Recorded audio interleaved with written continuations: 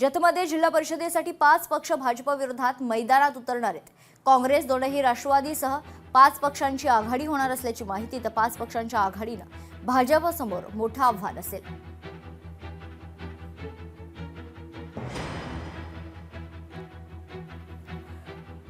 आम्ही सर्व पक्षाच्या नेत्यांनी एकत्रित बसून विचार केला आणि भारतीय जनता पार्टीच्या लोकांना एकास एक असं सीट देण्याचा आमच्या सर्वानुमते ठरलेलं आहे। चिन्ह किंवा जे तिकीट वाटप आहे ते त्याच्यामध्ये 1-2 दिवसात आम्ही करू। सध्या एवढंच ठरलंय की सगळ्यांनी मिळून भाजपला एकास एक सीट देण्याबद्दल सर्व पक्षाचं आमचं एकमत झालेलं आहे। येणाऱ्या जिल्हा परिषद आणि पंचायत समितीच्या निवडणुकीच्या पार्श्वभूमीवर जत तालुक्यातील तमाम जनतेच्या आणि कार्यकर्त्यांच्या भावना या ठिकाणी समजून घेऊन आज जत तालुक्याच्या विविध प्रश्नांच्या हिताच्या दृष्टिकोनातून जातीवादी पक्षाच्या विरोधात सर्वजण या ठिकाणी आम्ही एकत्र येऊन ही जिल्हा परिषद आणि पंचायत समिती निवडणूक लढवणार आहोत। जिल्हा परिषद निवडणुकीत शाई वापरणार, जिल्हा परिषद निवडणुकीत मार्करचा वापर होणार नाही अशी माहिती छत्रपती संभाजीनगरच्या जिल्हाधिकारी दिलीप स्वामींनी दिली आहे। संभाजीनगर जिल्ह्यात होणाऱ्या जिल्हा परिषद आणि पंचायत समिती निवडणुकीत 18,73,000 मतदानाचा हक्क बजावणार आहेत।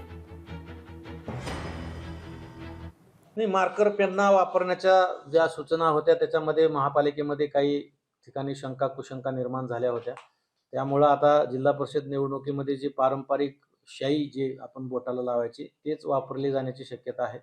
आयोगाने तसं त्या दिवशी महापालिकेच्या निवडणुकीच्या दरम्यान घोषित केलेलं आहे आणि मला असं वाटतं की जिल्हा परिषद पंचायत समिती निवडणुकीमध्ये बाटली शाई येईल आणि ते बोटाला लावली जाईल।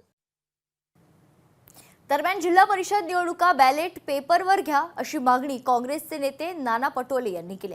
पत्र लिहून निवडणूक आयोग मुख्यमंत्र्यांकडे ही मागणी करणार आहे। तर लोकांचा मतदान प्रक्रियेवर अविश्वास असल्याचं देखील नाना पटोले म्हणाले।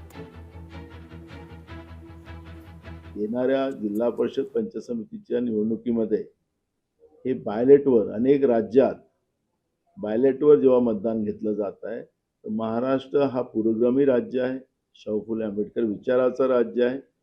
या राज्यात निवडणूक आयोगाने आणि राज्य सरकारलाही आम्ही पत्र लिहिलेलं आहे राज्याच्या मुख्यमंत्र्याला की त्यांनी या प्रक्रियेला मदत करावी आणि निवडणूक आयोगाने बायलेटवर मतदान घ्यावं ही आम्ही मागणी केलेली आहे। जुनी कॅसेट आहे ती नाना पटोलेची, ते 200 मतांनी हारले होते तेव्हा ते असेच बोलले होते, आताही निवडणूक हारले तसेच बोलतात। या बाबतीमध्ये मी तुम्हाला प्रामाणिकपणे सांगतो, या मताशी त्यांच्या मताशी मी सहमत नाहीये।